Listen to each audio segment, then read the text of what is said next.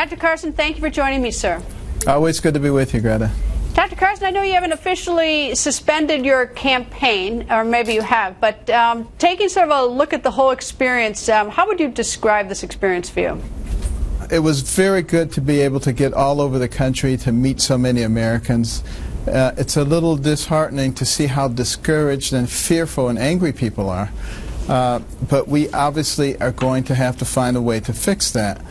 And I still believe that it's fixable. But, you know, we have to use our brains. We have to be logical and intellectual about it and not just vote out of fear and anger. I listened to a video that you made for My Faith Votes, and you talked about how 25 million evangelicals didn't vote in 2012, and that the margin was about 5 million in 2012. You also said the vote last time was critical. You say this time it's a life or death of America as we know it vote. What do you mean by that?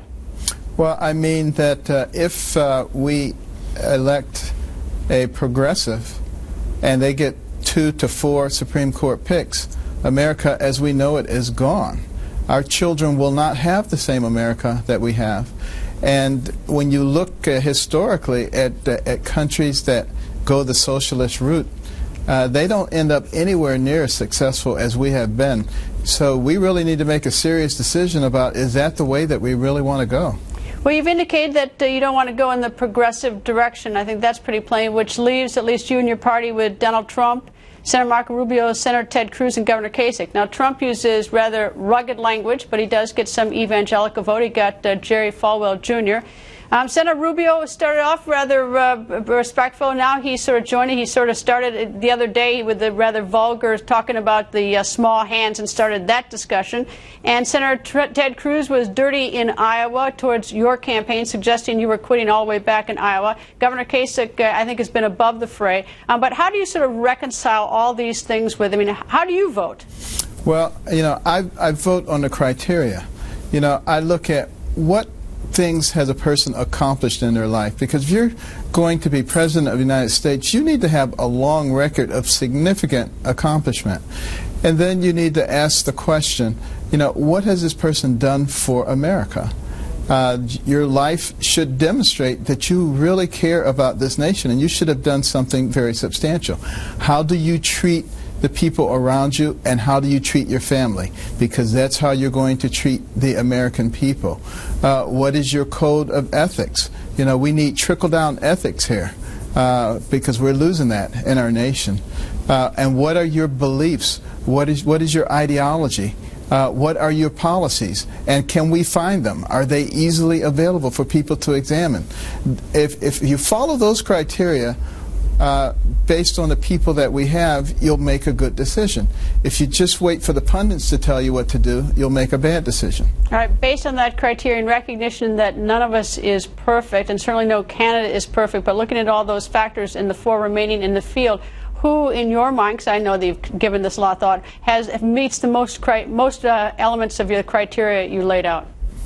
Well, I've committed, Greta, to not endorsing a specific person, but rather endorsing we the people, and looking at our ability as intelligent human beings to use the correct criteria to make an informed choice. Because as our founders said, our nation, our freedom depends upon a well-informed and educated populace, and if they ever become anything other than that, the nature of the country will change. Well, Governor Mitt Romney spoke up the other day, and a lot of people are disturbed who agree with him that he in his views of, for instance, Donald Trump, that he waited way too long, and they were sort of looking for him to make some sort of endorsement apparently earlier on.